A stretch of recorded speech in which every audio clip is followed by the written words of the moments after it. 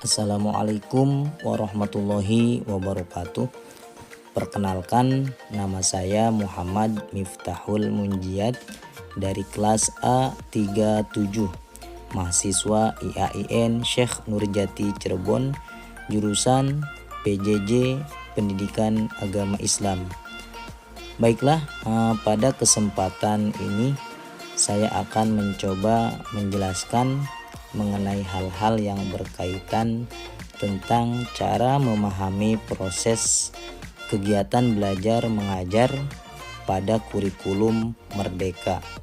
Nah, di sini saya sudah menyiapkan mapping cara mengajar, mulai dari yang pertama identifikasi peserta didik, yang kedua memilih materi pembelajaran, kemudian yang ketiga merencanakan aktivitas pembelajaran. Selanjutnya yang keempat sumber belajar, dan yang kelima rincian waktu saat kegiatan belajar mengajar.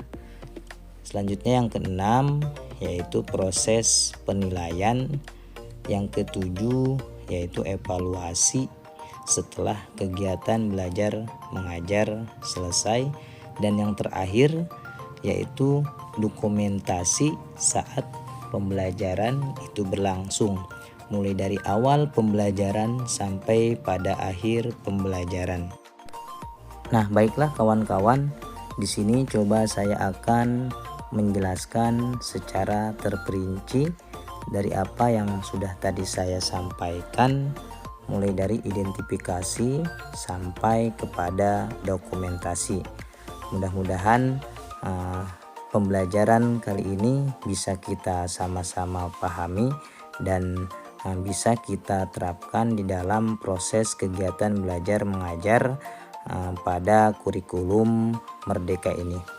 Baik, yang pertama yaitu sebelum kita melaksanakan kegiatan belajar mengajar, kita harus identifikasi peserta didik terlebih dahulu. Artinya kita harus mengetahui karakteristik, tingkat pengetahuan dan kemampuan peserta didik yang ada di hadapan kita. Nah, ini akan membantu kita menyesuaikan rencana pengajaran sesuai dengan kebutuhan mereka. Jadi yang pertama yaitu kita harus mengidentifikasi terlebih dahulu peserta didik yang akan kita ajarkan, di mana setiap peserta didik ini memiliki karakteristik yang berbeda-beda. Oleh karena itu, seorang guru harus terlebih dahulu mengidentifikasi peserta didik agar pada saat pembelajaran berlangsung kita bisa memetakan apa yang akan kita sampaikan kepada peserta didik kita. Yang kedua, pilih materi pembelajaran. Jadi di dalam proses kegiatan belajar mengajar pada kurikulum Merdeka ini, seorang guru harus mampu menentukan topik atau materi yang akan diajarkan kepada peserta didik di dalam kelas maupun itu di luar kelas.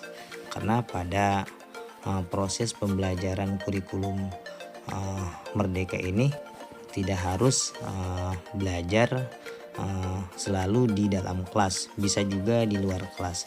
Nah, oleh karena itu kita harus bisa menentukan apa topik dan materi yang akan kita sampaikan dan kita ajarkan. Maka untuk memilih materi pembelajaran ini pastikan itu harus relevan dengan tujuan pembelajaran dan kebutuhan peserta didik. Jadi apa sih yang dibutuhkan oleh peserta didik, kemudian apa tujuan pembelajarannya. Nah, itulah materi yang harus kita pilih, materi yang harus kita tentukan, materi yang harus kita berikan kepada anak didik, sehingga apa yang dibutuhkan mereka itu bisa diimplementasikan di dalam kehidupan mereka sehari-hari. Itu yang kedua.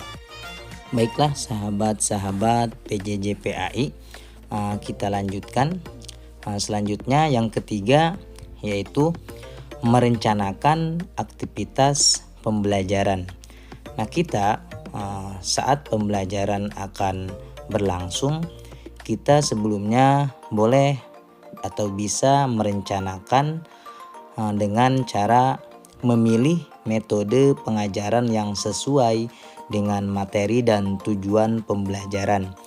Nah, ini bisa berupa metode ceramah, kemudian juga bisa menggunakan metode diskusi, bisa juga menggunakan metode simulasi atau tugas presentasi, atau juga bisa mengkombinasikan dari berbagai metode pembelajaran di atas sesuai dengan kebutuhan kita atau sesuai dengan kebutuhan peserta didik. Tujuannya mengkombinasikan berbagai metode ini agar supaya proses pembelajaran yang kita sampaikan dan yang diikuti oleh peserta didik lebih asik dan peserta didik senang mengikuti proses kegiatan belajar mengajar yang kita sampaikan. Karena proses pembelajaran itu dilakukan dengan sangat menyenangkan, sehingga anak didik merasa tidak jenuh dan tidak bosan terhadap materi yang setiap kali kita sampaikan kepada mereka. Dan outputnya adalah apa yang kita sampaikan itu bisa mereka kenang, bisa mereka lakukan di dalam kehidupan sehari-hari, seperti itu. Selanjutnya yang keempat yaitu menentukan sumber belajar. Nah, kita bisa menentukan sumber-sumber belajar yang akan digunakan oleh peserta didik, seperti contohnya buku teks atau sumber materi online atau sumber daya yang lainnya. Jadi sebagai seorang guru yang kreatif di zaman media sosial sekarang ini, kita juga bisa mengambil sumber-sumber belajar dari media-media seperti YouTube atau dari aplikasi-aplikasi yang sekarang sedang viral ya, seperti di TikTok, kemudian seperti aplikasi Capcut dan yang lainnya. Nah, itu boleh kita ambil sebagai bahan ajar untuk disampaikan kepada peserta didik kita. Kita lanjutkan yang kelima, menentukan rincian waktu. Nah, tentukan berapa banyak waktu yang akan dialokasikan untuk setiap bagian dari rencana pengajaran kita.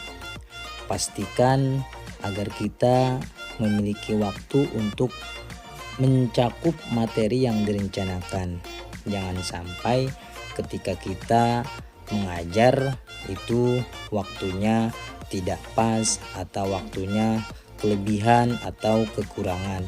Jadi saat kita mengajar, kita harus memiliki manajemen waktu yang baik sehingga proses pengajaran itu sesuai dengan apa yang sudah kita rencanakan.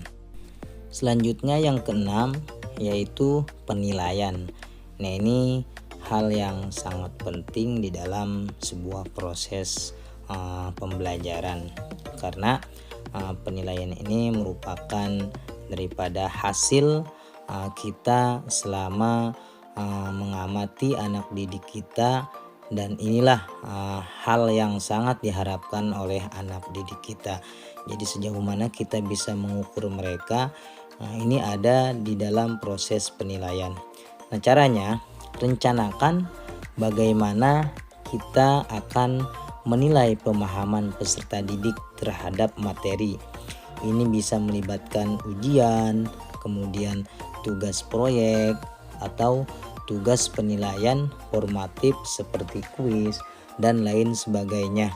Sekreatif mungkin Anda membuat hal-hal yang bisa dijadikan itu nilai, bukan hanya sebatas ujian saja, akan tetapi kita bisa kreatif dan diharapkan di dalam penilaian ini anak peserta didik kita senang di dalam melakukan proses ini.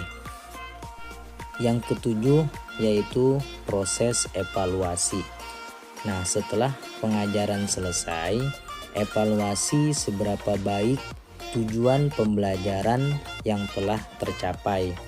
Nah, ini akan membantu kita memperbaiki rencana pengajaran kita untuk pengajaran selanjutnya.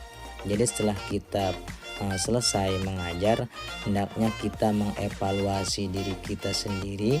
Kita juga harus bukan hanya sebatas rajin mengevaluasi peserta didik, tapi evaluasilah kekurangan kita, sejauh mana hal-hal yang belum kita capai di dalam proses memberikan ilmu kepada anak didik kita. Jadi ketika kita mengevaluasi diri kita sendiri, kita juga bisa mengetahui, bisa mengukur sejauh mana kelemahan dan kelebihan yang kita miliki. Adapun ketika ada kekurangan, maka itu bisa diperbaiki. Kekurangan itu banyak sekali, bisa saja di dalam proses penyampaian, atau bisa saja di dalam proses pembelajaran, atau bisa saja di dalam proses manajemen waktu yang belum tepat, atau di dalam proses penilaian itu sendiri. Kalau kita bisa mengevaluasi diri kita sendiri, yakinlah pengajaran yang kita sampaikan, pembahasan dan ilmu yang kita sampaikan kepada anak didik kita ke depannya akan jauh lebih baik lagi dari hari ini dan hari yang sudah kita lewatkan. Selanjutnya yang ke-8 yaitu proses dokumentasi. Nah, di dalam proses dokumentasi ini jangan sampai kita lupakan tujuannya untuk mencatat semua aspek rencana pengajaran kita untuk referensi masa yang akan datang atau masa depan, dan untuk berbagi juga dengan rekan atau dengan kolega atau dengan teman satu profesi jika diperlukan. Nah, proses dokumentasi ini buatlah sekreatif mungkin, bisa menggunakan album yang ada di aplikasi atau bisa juga menggunakan album manual ya. Tujuannya ini untuk menjadikan kita kenang-kenangan ya, atau ketika masa tahun ajaran baru yang akan datang bisa juga kita jadikan referensi. Jadi kita bisa mengacu kepada administrasi pembelajaran yang tahun-tahun lalu sudah kita persiapkan.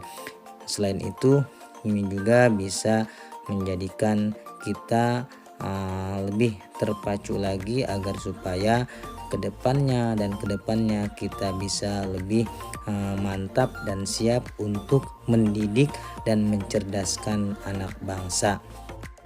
Saya kira itu yang bisa saya sampaikan pada kesempatan ini sebagai tugas daripada mata kuliah pengembangan kurikulum. Mudah-mudahan ini juga bisa dijadikan acuan dan referensi untuk kita semuanya sebagai profesi guru di dalam mencerdaskan anak bangsa. Terima kasih atas perhatiannya.